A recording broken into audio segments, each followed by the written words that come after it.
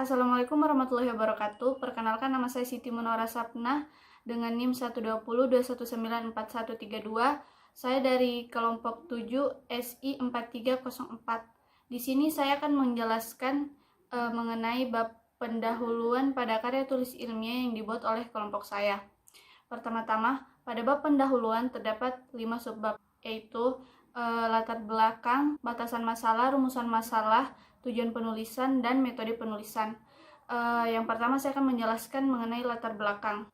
Pembelajaran multimodal dapat membantu siswa dengan menggabungkan tulisan, gambar, gerakan, suara, tindakan, dan sebagainya dalam pembelajaran.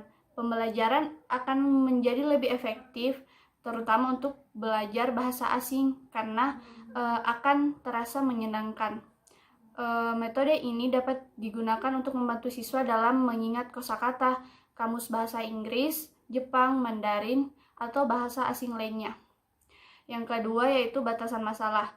Berdasarkan latar belakang yang saya sebutkan tadi, batasan masalah dalam pembuatan aplikasi ini yaitu multimodal berbasis kecakapan visual, yang dimaksud merupakan pembelajaran dengan dibantu dengan kecakapan secara visual dalam menafsirkan media yang akan digunakan dalam pembelajaran. Yang kedua yaitu dalam merancang pembuatan aplikasi ini dapat dilakukan di aplikasi Android Studio.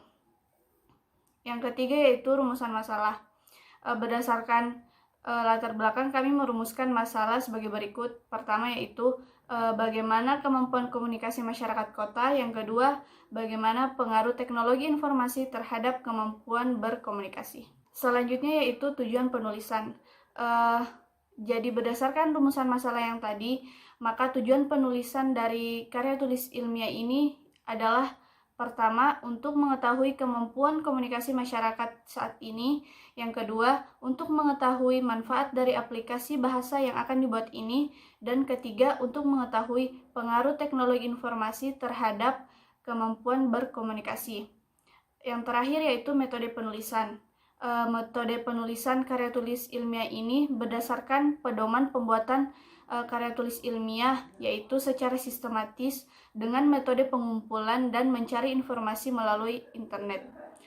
Mungkin sekian penjelasan dari bab pendahuluan. Selanjutnya akan dijelaskan oleh teman saya. Terima kasih.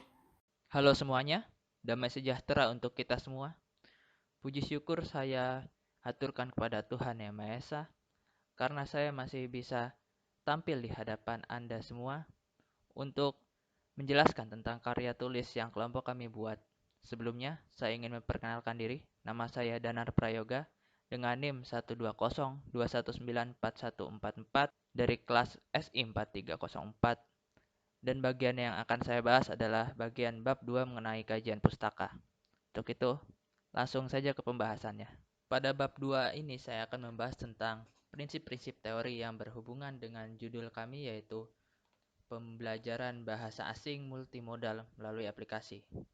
Yang pertama adalah pengertian belajar. Belajar adalah perubahan yang relatif permanen dalam perilaku atau potensi perilaku sebagai hasil dari pengalaman atau praktek yang diperkuat.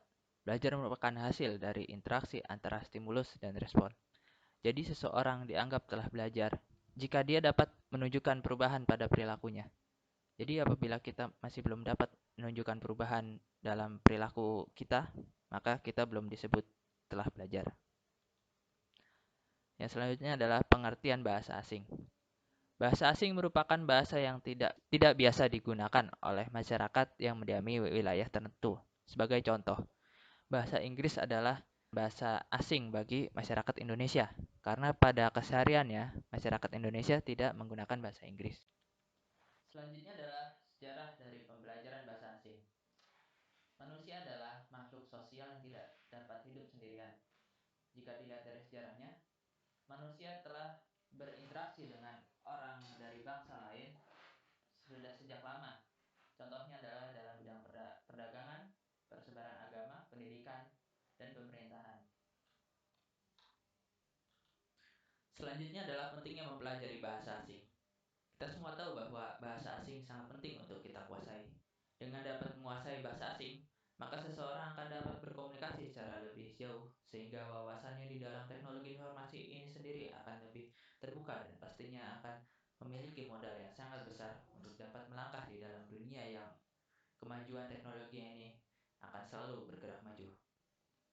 Selanjutnya adalah kendala dalam belajar bahasa asing. Yang pertama adalah kurang latihan mendengar, kemudian pemikiran yang kaku, rasa takut, kurangnya rasa ingin tahu, dan memiliki satu metode saja untuk belajar. Yang selanjutnya adalah pembelajaran multimodal. Pembelajaran multimodal merupakan metode yang sesuai dengan perkembangan kehidupan masa sekarang. Saat ini banyak alat teknologi telah bersifat multimodal. Multimodal artinya menggabungkan berbagai proses dan berbagai bentuk tampilan. Cukup sekian yang dapat saya sampaikan. Apabila masih terdapat banyak kekurangan, saya mohon maaf. Terima kasih. Lanjut ke topik bahasan selanjutnya. Perkenalkan, nama saya Risma Hasanah dari SI 4304 dengan NIM 1202194153. Saya di sini merupakan orang ketiga dan akan membahas tentang bab 3 analisis metode pembelajaran multimodal melalui aplikasi. Untuk subbab pertama yaitu tentang kemampuan berkomunikasi masyarakat kota. Langsung saja ya. Untuk komunikasi atau dalam bahasa Inggris communication berasal dari kata Latin atau bahasa Latin yaitu communicatio dan bersumber dari kata communis yang artinya sama. Sama di sini bermaksud dengan sama maknanya.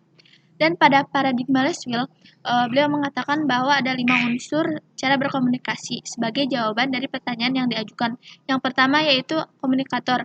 Komunikator itu adalah siapa yang menyampaikan materinya. Yang kedua adalah pesan. Jadi pesan yang disampaikan atau materi yang disampaikan itu seperti apa. Yang ketiga yaitu media. Media adalah alat dalam penyampaiannya. Yang keempat adalah komunikan. Komunikan tuh kepada siapa atau audiens lah seperti itu. Yang kelima adalah efek atau dampak dari penyampaian materi tersebut. Selanjutnya yaitu sebab kedua yaitu tentang pengaruh teknologi informasi terhadap kemampuan berkomunikasi. Seperti yang kita ketahui bahwa internet di Indonesia ini sangat berkembang dengan pesat. Hal itu menjadikan efek timbulnya perkembangan akses informasi dan komunikasi yang terjadi dan itu dinamakan dengan globalisasi budaya. Salah satunya itu di bagian bahasa sendiri, bahasa internasional yang seperti bahasa Inggris, Arab, Mandarin yang sering-sering orang gunakan. Nah, karena banyak ya di luaran sana yang pakai bahasa asing. Bahkan sekolah-sekolah sudah menerapkan pembelajaran bahasa asing di tempat kerja, bahkan di tempat kuliah. Nah, alasan ini juga merupakan salah satu alasan utama dari terbentuknya metode pembelajaran multimodal karena di dalam metode tersebut ada berbagai cara untuk mempelajari bahasa asing. Terima kasih. Assalamualaikum warahmatullahi wabarakatuh. Perkenalkan, nama saya Hamimah Nugraha dari kelompok 7 dengan NIM 120 21 94 163 dan kelas SI 4304. Di sini saya akan menjelaskan tentang bab 4 yaitu bab penutup. Yang pertama adalah kesimpulan. Bagi sebagian orang membaca adalah hal yang sangat menyenangkan dan dapat menjadi cara terbaik belajar bahasa asing. Namun tidak semua orang memiliki kemampuan untuk membaca dan membayangkan materi pembelajaran. Pembelajaran multimodal dapat membantu mahasiswa dengan menggabungkan tulisan, gambar, gerakan, suara, tindakan, dan sebagainya. Pembelajaran akan menjadi lebih efektif, terutama untuk belajar bahasa asing.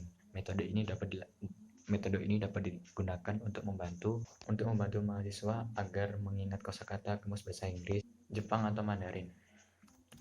Yang terakhir adalah saran. Menyikapi permasalahan di atas karena bahasa asing merupakan bahasa yang perlu dipelajari dan dipahami, terutama bahasa Inggris, karena bahasa Inggris adalah bahasa internasional. Maka dari itu, metode pembelajaran ini dapat membantu untuk mempelajari bahasa asing lebih efisien. Sekian dari presentasi kelompok kami. Jika ada salah dan perkataan yang kurang berkenan, mohon maaf sebesar-besarnya. Akhir wassalam. Wassalamualaikum warahmatullahi wabarakatuh.